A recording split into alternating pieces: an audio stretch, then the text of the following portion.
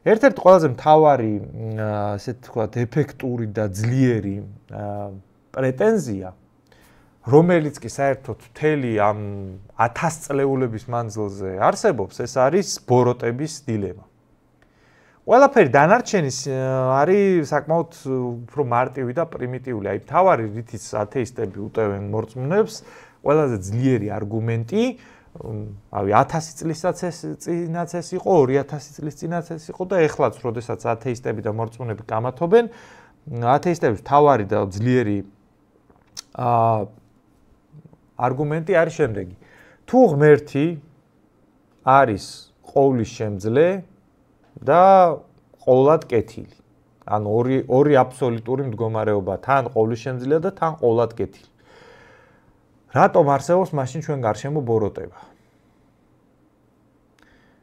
და ეს გადაყავთ შემდეგნაირ მსჯელობაში. თუ ღმერთი ყოვლად ძლიერია და ბოროტებას არ ანადგურებს, ესე იგი ყოვლად კეთილი არ ყოფილა. თუ ყოვლად კეთილია და ბოროტებას ვერ ანადგურებს, ესე იგი ყოვლად ძლიერი არ ყოფილა.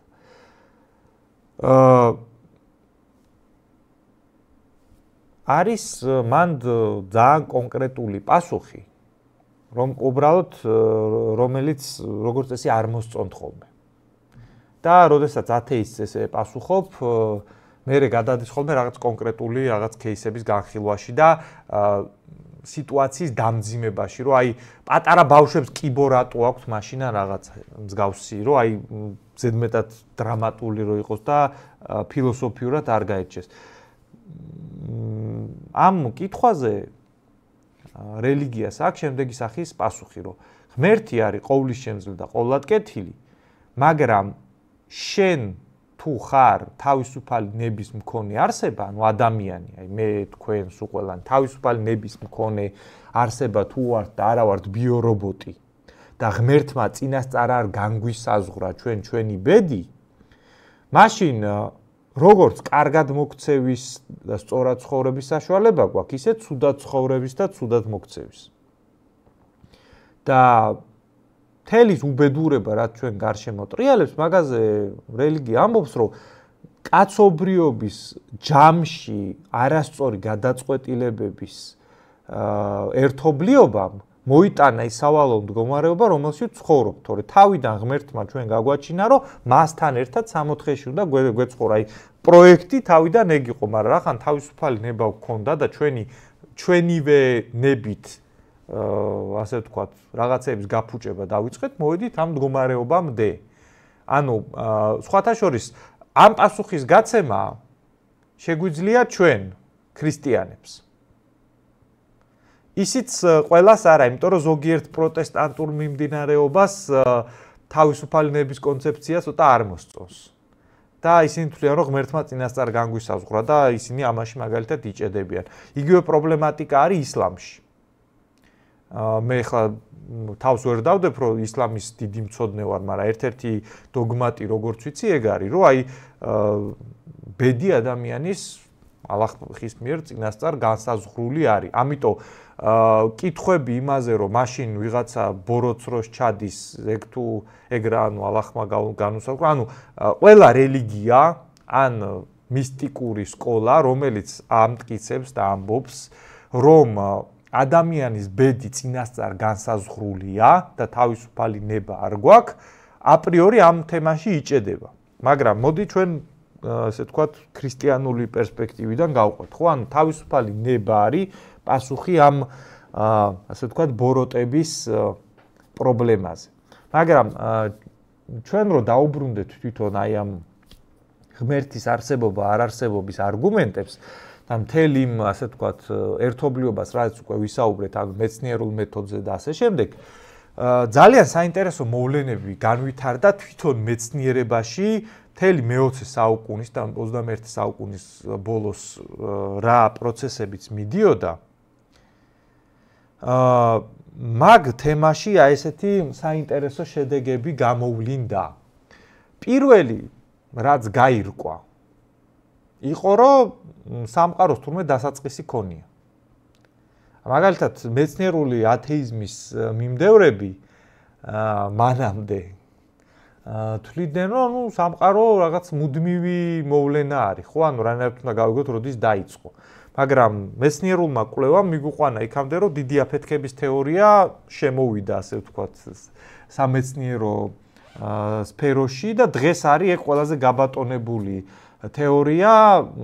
შეიძლება ვიღაცეები არ ეთანხმებიან, მაგრამ აი როგორც რაღაც საყოველთაო ცოდნა ისე არის პრინციპში მიღებული, ხო, რომ 13.4 თუ რაღაცა შეიძლება ციფრებში ცოტა მერევა, შეიძლება თვითონაც თლად ზუსტად ვერ ანგარიშობენ, მოდი ესე ვიტყვი, ნუ დავამდგოთ, რაღაც 14 მილიარდი წლის წინ მოხდა დიდი აფეთქება, მოხდა სამყაროს გაფართოვება და მატერიის ფორმირება. მანამდე არსებობდა, ნუ მეცნიერები ამას ეძახიან სინგულარობას. სინგულარობა მათი ტერმინოლოგიით აღწერილია როგორც აბსოლუტური ტემპერატურა, აბსოლუტური წნევა, აბსოლუტური მას, ანუ რო არ შეგვიძლია დავთვალოთ ისეთი სიმჭიდროვის სიმხურვალის რაღაცა წერტილი, რომლიდანაც ხდება ამ სამყაროს გაფართოვება, ხო? ანუ აღმოჩნდა რომ რაღაც დასაწყისი აქვს სამყაროს. შემდეგ წამოვიდა ძალიან ლოგიკური კითხვა. რომ ესე იგი სამყაროს აქვს რაღაცა კონკრეტული დრო. მეცნიერები ამბობენ, რომ ნუ ჩვენი პლანეტაც რაღაც 4 თუ 5 მილიარდი წელია არსებობს. ანუ კონკრეტულად ჩვენ სადაც ვცხოვრობთ, ეგ სივრცეში გამოკიდებული ბურთი კიდევ უფრო ცოტა ხნის არის. მერე აქ რომ რაღაცა გარემო გაჩენილიყო იმისთვის რომ აქ სიცოცხლე გაჩენილიყო, ანუ ელემენტარულად ხა რაღაც გამდნარი ლავის ბურთზე სიცოცხლე ვერ გაჩნდება, ხო? ანუ მაგას კიდე დრო უნდოდა. და ესე შემცირდა ნელ-ნელა დრო იმ მოვლენისთვის, რასაც ქვია სიცოცხლე. მერე მეორე ძალიან მნიშვნელოვანი რაც სამეცნიერო პროცესმა აღმოაჩინა, იყო დნმ-ის კვლევა, მიკრო სამყაროს კვლევა და დაიწყეს ძალიან უცნაური რაღაცების აღმოჩენა, რომ თითოეული ჩვენი უჯრედი თავის თავში შეიცავს გარკვეულ ტექსტს. ანუ კოდს მეტი სხვა მაგას ვერაფერს ვერ დაარქმევ, არის რაღაცა კოდი ნებისმიერი უჯრედის დნმ-ში, რომელიც უზრუნველყოფს ზუსტად ეგეთივე უჯრედის გაჩენას, ანუ რეპლიკაციას. და გაჩნდა ძალიან ბანალური პრობლემა. ეს კოდი და აი ყველაზე პრიმიტიული ბაქტერია, ანუ რაღაცა მოლეკულების, ორგანული მოლეკულების გარსი უნდა არსებობდეს, შიგნით რაღაცა ასე ვთქვათ, სივრცით, რომელიც იზოლირებულია გარე, ასე ვთქვათ, სამყაროსგან რაღაც დონეზე და ამ სივრცეში შიგნით უნდა იყოს ამ კოდის მატარებელი, რომელიც უზრუნველყოფს, რომ აი ზუსტად ეს ორგანული ნივთიერებები ორად გაიყონ და ორი ახალი ცოცხალი ორგანიზმი გაჩნდეს. და ესეთი კოდი უნდა გაჩენილიყო სპონტანურად. შემთხვევით. მესამე ძალიან საინტერესო რაც მეცნიერებმა აღმოაჩინეს, იყო ეგრეთ წოდებული fine tuning-ი. და თვითონ ათეისტებიც ამბობენ, რომ თუ მორწმუნეებს რამე ყველაზე მაგარი არგუმენტი აქვთ სამეცნიერო სფეროში ღმერთის არსებობის, არის ზუსტად ეს fine tuning-ის მოცემულობა. რაში მდგომარეობს ეს მოცემულობა, ხო? ფიზიკოსებმა თქვეს, რომ სამყაროში არის 4 ძირითადი ფიზიკური ძალა, ანუ აი რაღაც ძალები, რაც მოქმედებენ სამყაროში არის 4. ეს არის მიზიდულობის ძალა, გრავიტაცია.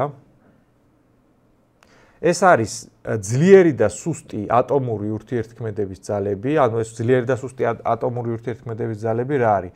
ძალა, რომელიც ატომებს ერთად იკავებს, ანუ ყველა მატერია ხო ატომებისგან შედგება, მაგალითად ეს მაგიდა, ხო? ამ მაგიდის ატომები ერთად რო არის შეკავშირებული და აი ხა ამ მაგიდას ეს ხელით აქეთ-იქით რო გავწიო, შუაში რატო ვერ გგლიჯავ, ხო? იმიტომ რომ ამისი ატომები ერთმანეთთან რაღაცა დონეზე არიან შეკავშირებული.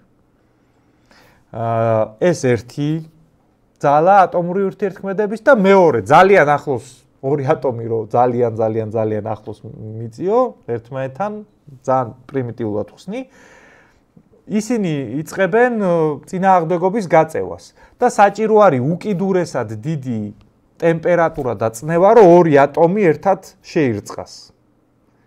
მაგალითად თუ გაინტერესებთ აი წყალბადის ბომბი როგორ მუშაობს ხო იყო აი ატომური ბომბი როცა ურანის გახლეჩვით ხდება ბირთვული აფეთქდება აი ჰიროსიმაზე და ნაგასაკიზე რაც ჩამოაგდეს ხო წყალბადის ბომბი გამოიყურება ეგრე აი ეგეთი ჩვეულებრივი ატომური ბომბი არის რომლის გვერდითაც არის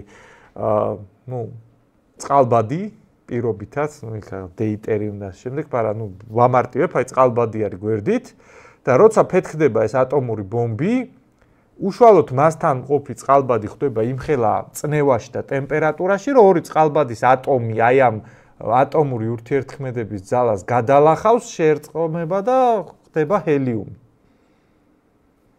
აი ეს ორი არის ატომური ურთიერთქმედების ძალები და მეოთხე არის ელექტრომაგნიტიზმი. აი ეს ოთხი ძალა არის რაღაცა თანაფარდობებში ერთმანეთთან. ხო, ანუ დავუშვათ ელექტრომაგნიტიზმი უფრო ძლიერია ვიდრე გრავიტაცია. ან უზარმაზარი მოცულობის სხეული უნდა იყოს, რომ ისეთივე მიზიდულობის ძალა შექმნას, როგორც ელექტრომაგნიტიზმმა, ხო? და რაღაცა თანაფარდობებით არის ერთმანეთში სამყაროში საერთოდ განაწილებული ეს ძალები. აი, აქაც ეგეთივე თანაფარდობა აქვს, სადღაც ალფა ცენტავრის ვარსკვლავზეც ეგეთივე თანაფარდობა აქვს, სადღაც სხვა გალაქტიკაში, ანდრომედას გალაქტიკაშიც ეგეთივე თანაფარდობა აქვს. Fine tuning-ი გვეუბნება, რომ აი, დიდი აფეთქების მომენტში, როდესაც ფორმირდა მეცნიერული თეორიით, როდესაც ფორმირდა სამყარო. ამ ძალებიდან რომელიმე ოდნავ მაინც, აი რაღაც პროცენტების მეათედებით მაინც, ოდნავ მეტი, ან ოდნავ ნაკლები რო ყოფილიყო, ვერ მოხდებოდა მატერიის ფორმირება, აქ სიცოცხლე შეუძლებელი იქნებოდა, ანუ სამყარო ისეთი როგორიც არის, სადაც ჩვენი სიცოცხლის არსებობა არის შესაძლებელი. ეგეთი ვერ იარსებებდა აი ამ 4 ძალიდან რომელიმე ოდნავ მაინც ან მეტი ან ნაკლები რო ყოფილიყო. ანუ მეცნიერებმა გვითხრეს აი ეს სამი რაღაცა, რომ სამყაროს ქონდა დასაწყისი, რაღაცა კონკრეტული დრო არის გასული იმ მომენტიდან, როცა აქ შეიძლებოდა სიცოცხლე გაჩენილიყო, სიცოცხლე არის კოდი, ანუ გარკვეული ტექსტი და სამყარო რომელიც ესე რაღაცა კონკრეტული დროის წინ დაიწყო და რომელშიც აი ეს ტექსტი ანუ კოდი გაჩნდა არის იმდენად დაბალანსებული რომ ოდნავ მაინც სხვა პარამეტრები რო შეიყვანო ვერ იარსებებს